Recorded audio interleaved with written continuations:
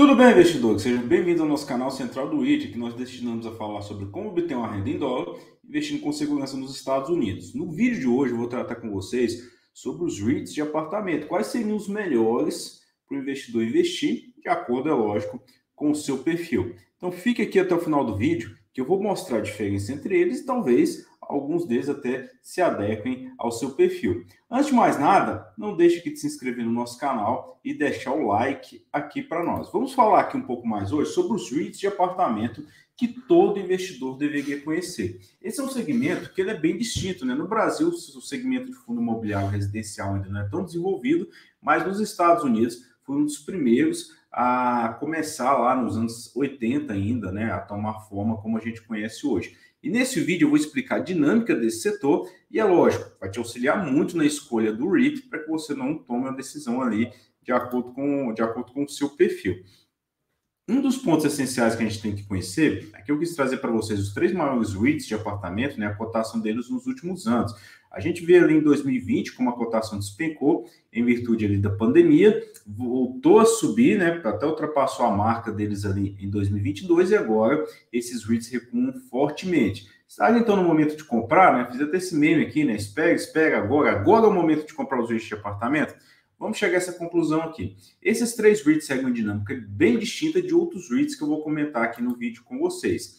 A gente sabe que o dividend yield desses REITs não costuma ser muito alto, né? Isso porque, se você já acompanha o nosso canal, inclusive já fiz um vídeo aqui que você pode acompanhar no card acima, que o REIT a gente foca muito no crescimento do dividendo. E muitas vezes o mercado está disposto a receber um yield baixo no momento, com a perspectiva de um crescimento de dividendo mais forte, e é isso que vai moldar a nossa análise aqui no longo prazo, e principalmente a nossa expectativa aqui para esses REITs no longo prazo também. Lá no nosso canal, Central do REIT, a gente disponibiliza para vocês todos os REITs de apartamento, inclusive o valor patrimonial desses REITs, que a gente vai chamar ali de net asset value, né? Isso precisa ser calculado ali pelos analistas, a gente faz o cálculo de todos lá para vocês. Quem não conhece o nosso canal, centraldoREIT.com.br. Pois bem, a primeira diferenciação que eu gosto de fazer com os investidores, né, é sobre região macro, né? A distribuição geográfica desses REITs ela é de suma importância para a gente compreender se esses REITs possuem espaço para crescer, ou seja, aumentar o seu portfólio, a quantidade de apartamentos que eles possuem, ou se eles estão posicionados em uma região onde a taxa de reajuste dos aluguéis é mais forte, né? E não só nessa parte micro, mas eu vou mostrar para vocês também que na estrutura da cidade é importante o posicionamento geográfico desses REITs.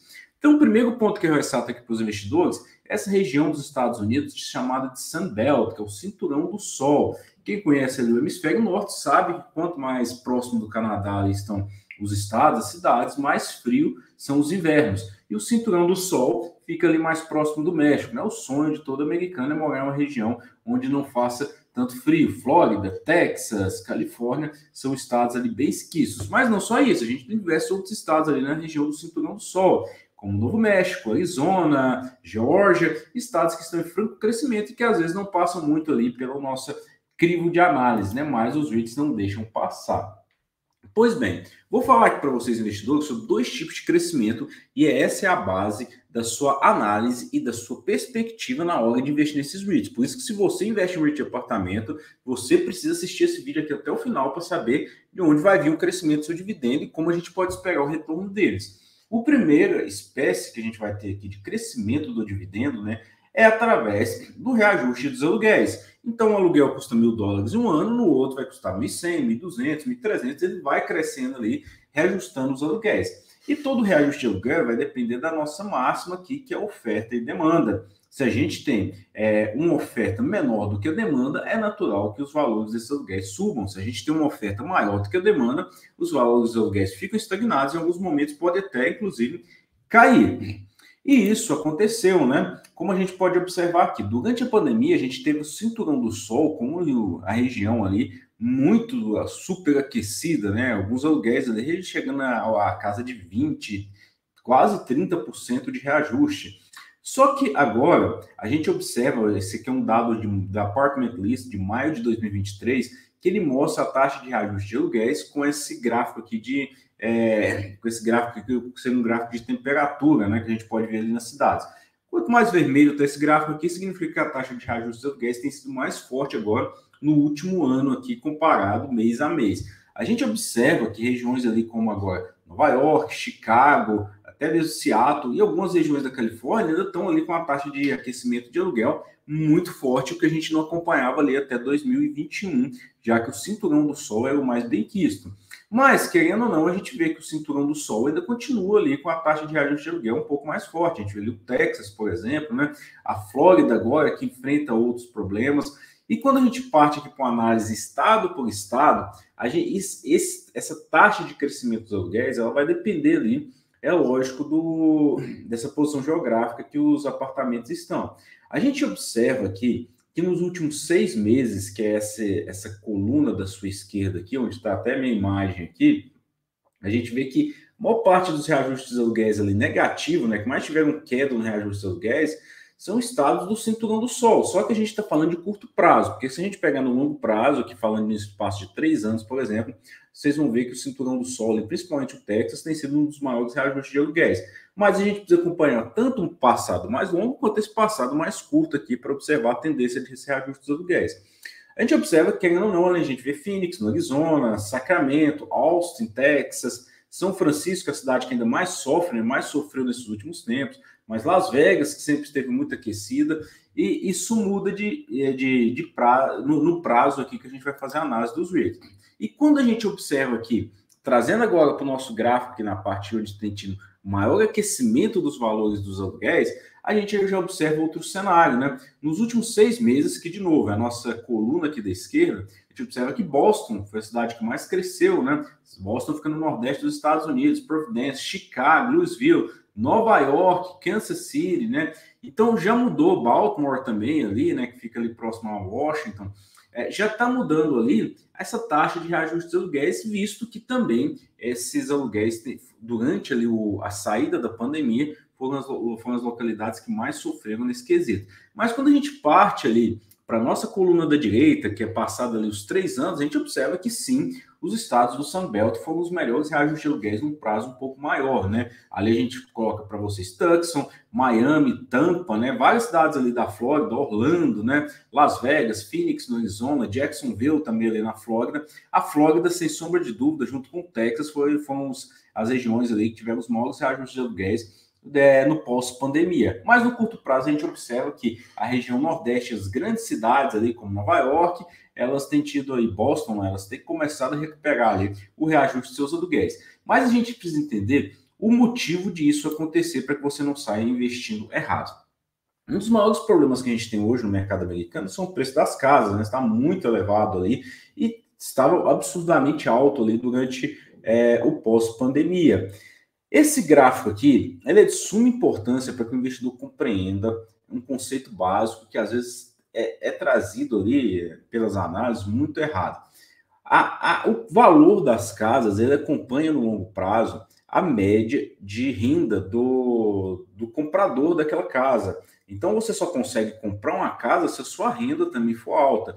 E um dos principais indicadores que a gente tem para isso é esse gráfico que eu estou colocando aqui para vocês, que a gente está trazendo ele lá desde a década de 70 até 2023. O que esse gráfico mostra aqui para nós é o preço de uma casa pela renda per capita do comprador. Então, quando a gente tem um preço de uma casa muito elevado, mas a renda do comprador não cai, é natural que o mercado desaqueça, né? O que esse gráfico mostra aqui para nós, por exemplo, hoje, que esse indicador estaria em 8,5 vezes. O que isso quer dizer? Que uma casa, ela custa, em média, hoje nos Estados Unidos, 8,5 vezes a renda do comprador. Então, se o comprador ali, ele tem uma renda anual de $100 mil, por exemplo, ele teria a capacidade de comprar uma casa ali em torno de $800 mil. E esse gráfico ele sempre vai acompanhar ao longo do tempo. Por quê? O preço das casas sobe, isso é natural, a gente tem inflação, né, principalmente no mercado imobiliário, mas a renda do comprador também sobe. Então, a gente precisa fazer essa ponderação aqui. Durante ali o pós-pandemia, a gente observou que os valores das casas subiram muito porque a gente tinha uma taxa de juros muito baixa nos Estados Unidos, as hipotecas ali chegando em 2% ao ano, a mínima histórica inclusive, e o mercado superaqueceu. Só que quando o mercado superaquece, o valor das casas aumenta, porque a gente vai ter uma demanda muito forte, mas naquele exato momento a renda do comprador ainda não tinha aumentado. E aí a gente viu esse índice chegando ali na casa de 10 vezes. Agora a gente começa a ver isso recuar por dois fatores principais. Primeiro, o valor das casas estão reduzindo em virtude do momento que a gente está vivendo. A maior parte das casas que estão entrando no mercado são casas usadas, as pessoas não estão muito dispostas a entrar em uma hipoteca alta e ainda precisar fazer reforma dessas casas. E segundo ponto é que a renda média ali do trabalhador americano, ela vem se recuperando também. A gente observa que esse indicador volta a cair ali, chega mais próximo da média das últimas décadas, que fica ali em torno de 8 vezes. Pois bem, pensando nisso, a gente precisa falar de outros indicadores aqui, né? Como eu falei para vocês, no pós-pandemia, a gente teve ali uma alta, um reajuste muito forte dos aluguéis na região de Sunbelt. Aí eu quis trazer aqui esse gráfico aqui, porque ele deixa muito claro o quanto que isso refletiu na cotação dos REITs. Aqueles dois REITs que vocês estão vendo ali embaixo, em azul e em verde, são dois REITs posicionados principalmente no mercado primário, que a gente vai chamar aqui Los Angeles, Nova York, Miami também, são cidades ali mais posicionadas nas regiões costeiras dos Estados Unidos e com a população maior e mais densamente povoados. E aqui, aqueles outros dois gráficos que eu coloco ali acima para vocês, são dois REITs posicionados no Sunbelt. Em roxo, a gente observa ali o Mid-American Apartments, que está em uma posição muito forte, inclusive no Texas, bem como Next Point Residential, que é o NXRT, que é esse que você observa ali em laranja. Fica claro aqui para a gente que, assim, entre 2021 e 2022, esses REITs posicionados no Sunbelt, eles tiveram uma disparada muito forte, enquanto os REITs posicionados ali naquela região de mercado mais densamente povoada, eles acabaram sofrendo muito porque os reajustes dos aluguéis não acompanharam. Mas não depende só de reajuste de aluguel, né? Existem outros fatores ali que vão acompanhar. Primeiro, né, o reajuste de aluguel ele vai depender muito da densidade populacional e da capacidade de crescimento naquela região. No curto prazo, como a gente está trabalhando aqui nesse vídeo especificamente com vocês sobre REITs de apartamento, a vacância vai ser um fator relevante. A gente observa que nas últimas décadas, nas últimas 2 décadas, ali, trazendo esse gráfico para vocês ali, desde 2003, que a taxa média de vacância de imóveis residenciais nos Estados Unidos, ela chegou na mínima histórica ali em 2021 para 2022. Agora ela volta a subir novamente, né? Em 2008 ali, que foi a crise do subprime, a gente observa que a gente teve a máxima de vacância ali. Então, se a gente tem uma vacância muito baixa, fica difícil para você no mercado alugar um imóvel. E alugar um imóvel, se você achar, você vai ter uma disputa muito grande e certamente ali, o valor desses aluguéis acabam sendo reajustados. E esse é o primeiro ponto que a gente trabalha aqui. Mas, novamente, eu estou falando aqui para vocês em âmbito nacional, né? Que foi o gráfico que eu quis trazer aqui anteriormente para vocês. A gente precisa trabalhar com questão de regiões, porque cada REIT residencial ele vai trabalhar em uma região específica e com foco de inquilino, e no foco micro ele também ele tem suas peculiaridades. Esse gráfico aqui que eu mostro para vocês, ele mostra a taxa de vacância em 2 regiões específicas, tá? Em roxo ali, mostra a taxa de vacância na região sul dos Estados Unidos. Região sul, principalmente ali, o nosso Sunbelt, que eu comentei anteriormente com vocês. E em laranja, a gente observa a taxa de vacância na região nordeste dos Estados Unidos. Quem tem um mapa dos Estados Unidos, região nordeste, onde ficam as principais cidades ali, Nova York, Boston, a gente tem Maryland, Washington, D.C., a Pensilvânia, e a gente vê aqui claramente que essas regiões aqui, elas acabam tendo uma taxa de vacância menor historicamente. Mas observe aqui comigo que ali no pós-pandemia, entre 2021 e 2022, enquanto a taxa de vacância daquelas regiões ali sul dos Estados Unidos caía, a taxa de vacância da região nordeste subia. E com isso a gente viu a taxa de aluguel reduzindo ali na região nordeste e a taxa de aluguel subindo fortemente ali na região sul dos Estados Unidos. Mas nesse exato momento que eu faço o vídeo com vocês, a gente começa a observar uma inversão disso. Enquanto a taxa ali de vacância começa a subir na região sul dos Estados Unidos, a taxa de vacância na região nordeste continua nas mínimas históricas aqui. E isso vai ser muito importante para a gente compreender reajuste de aluguel, tá? E outro ponto aqui importante. Eu falei aqui no macro, né? Pensa no mapa dos Estados Unidos, eu trabalhei 2 regiões, sul e região nordeste. Agora a gente precisa trabalhar dentro de uma cidade, ela tem a região metropolitana e a região fora daquela região ali do zoneamento urbano natural. E essa região metropolitana e a região, não que eu vou chamar aqui outside, né? Como eu coloco aqui no mapa, né? Outside Metropolitan Areas, a gente vai observar aqui que as regiões fora da região metropolitana, elas costumam ter uma taxa de vacância muito maior, né? Chegando ali na casa de quase 9, 10%. Hoje ainda está nas mínimas. E a região metropolitana ela tem uma taxa de vacância muito menor. Isso é importante para a gente entender qual é a estratégia de posicionamento do REIT dentro de uma cidade também, porque alguns REITs vão ter estratégias distintas, e é isso que eu vou comentar daqui a pouco quando eu falar de 2 REITs aqui especificamente para vocês. Pois bem, falei que uma das formas que o REIT tem de crescer é através de reajuste de seus aluguéis. Outra forma que o REIT tem de crescer é através de construção de um novo portfólio. Ele pode simplesmente começar a construir um novo imóvel e assim vai crescendo a sua renda também. E isso é o que a gente vai tratar aqui com vocês como taxa de crescimento externo, né? E a taxa de crescimento externo nos Estados Unidos, a gente vai falar aqui principalmente a quantidade de imóveis, na house starts ali, o quanto que a gente tem crescido ali, o quanto de casas novas tem entrado no mercado. Esse gráfico aqui, eu estou trazendo ele desde 2003 até agora 2023. A gente observa que lá em 2008, ali, 2007, 2008, a gente tinha uma quantidade enorme de casas sendo construídas, e aí eu não preciso comentar com vocês que foi a nossa famosa crise do subprime ali, onde a gente teve uma bolha imobiliária causada ali principalmente por excesso de financiamento e dívidas podres que os bancos possuíam.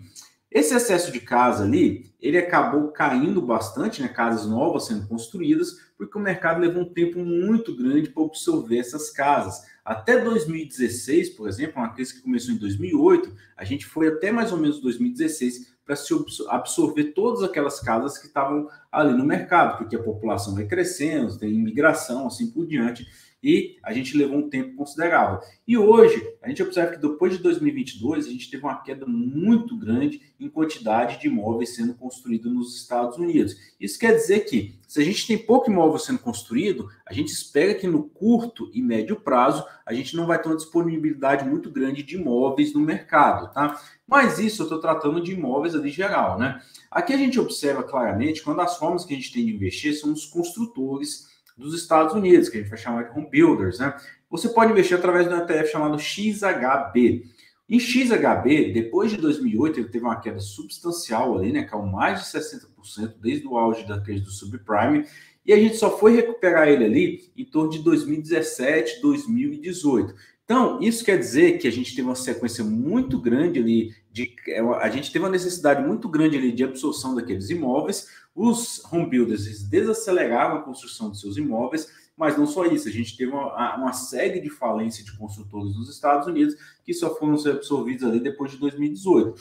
E isso trouxe um ensinamento para os home builders. Eles não querem despejar casa no mercado se eles não tiverem capacidade de vender, porque eles já aprenderam ali que a crise do subprime trouxe uma dor muito grande para eles e que levou anos para se recuperarem. Hoje eles acabam se recuperando porque a gente tem uma perspectiva de superaquecimento no mercado e de um estoque baixo, né?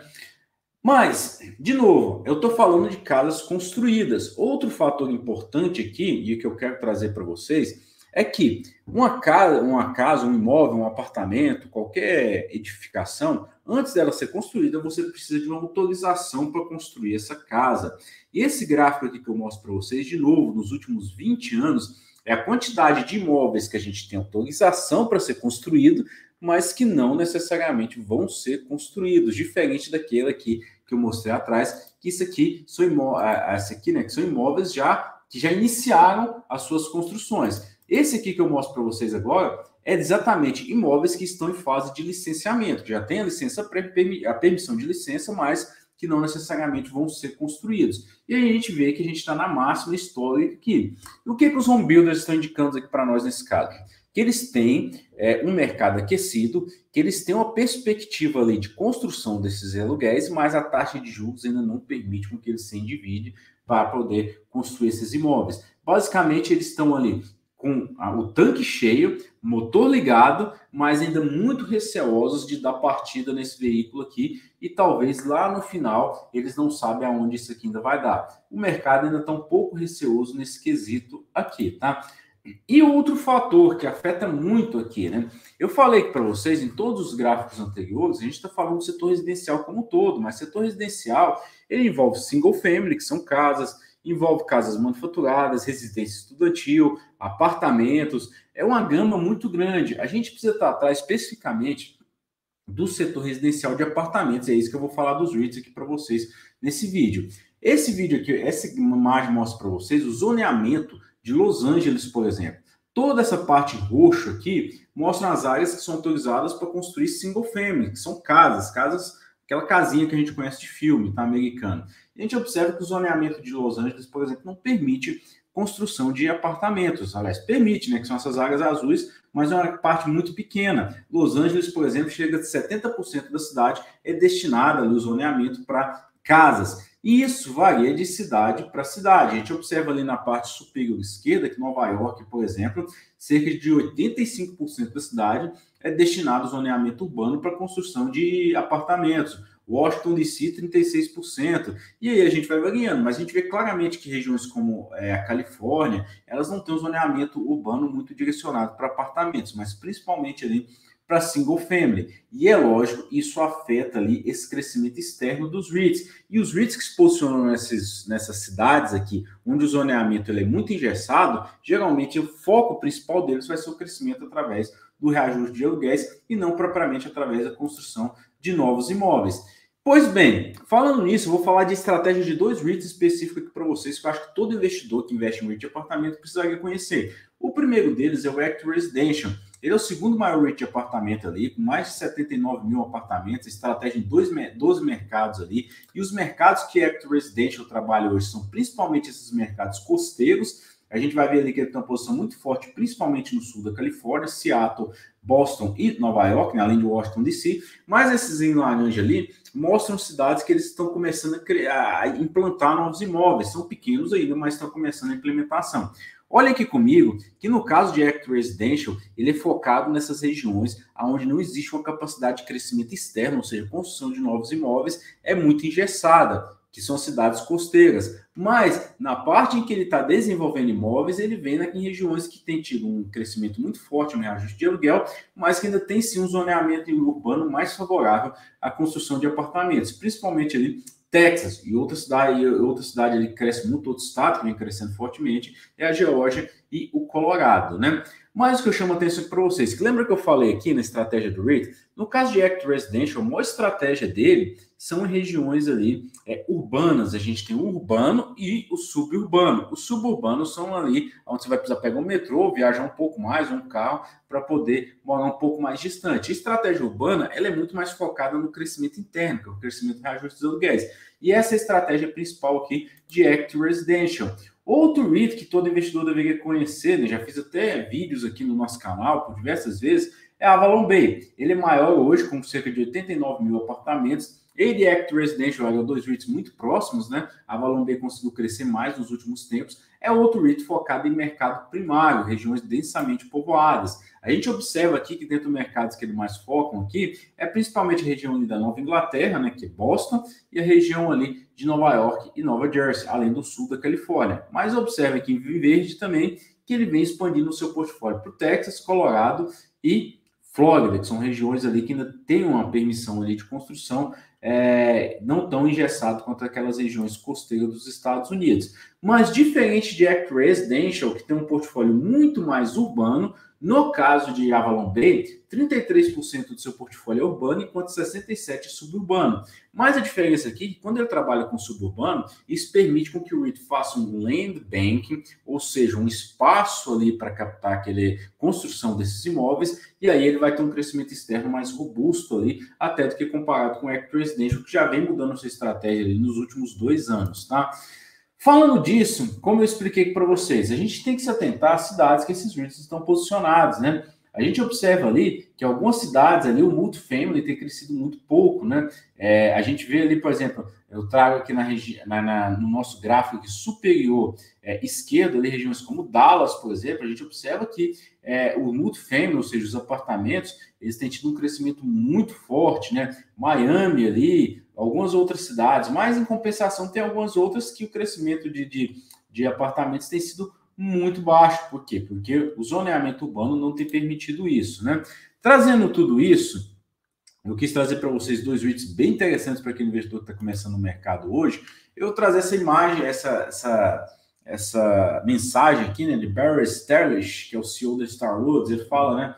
Os apartamentos estão cheios, os aluguéis de single families estão cheios, os hotéis estão realmente cheios, não é excesso de construção. Como eu expliquei aqui para vocês, a gente não tem um excesso de construção, apesar da gente ter uma quantidade razoável de licenças para se construir. O que eu gostaria é que os espectadores entendessem é que a classe de ativos imóveis comerciais está realmente em muito boa forma. Não estamos vendo declínio nos aluguéis gerais em quase nada. Industrial é forte. É lógico, a gente tem que analisar aqui, eu estou falando de apartamento, tá? A gente tem alguns setores, como é o caso de escritório, que passa, sim, por uma série de dificuldades recentemente. O que aconteceu conosco é que os juros subiram, mas se o mercado de crédito estiver certo e eles voltarão a cair, mas o efeito de longo prazo no aumento da taxa de juros é que haverá muito menos oferta, então achamos que o crescimento do aluguel vai acelerar a partir disso. Nós vamos sair disso, nós sempre saímos disso, né? Nunca tivemos uma recessão que não terminasse em uma recuperação. Pois bem, pensando nesse momento que a gente vive, eu acho muito interessante para aquele investidor, e eu coloquei dois REITs ali para vocês, como o Active Residential e Avalon Bay, que são dois REITs posicionados em mercados onde existe uma barreira de entrada muito grande, e sim, eles vão estar muito bem posicionados para um crescimento de aluguel no momento em que a gente sair desse momento aqui recessivo e taxa de juros nos Estados Unidos alta. Fato é que muito investidor fica receoso hoje, e é claro, né, a gente fica receoso, ninguém quer perder dinheiro, todo mundo quer investir com segurança. Quando a gente analisa ali do vale da crise no subprime em 2009, eu diria que hoje a gente tem um vale até maior do que 2009, quando a gente analisa diversas outras métricas. Quando a gente faz o valuation geral dos REITs, hoje a gente tem uma cotação muito mais deprimida.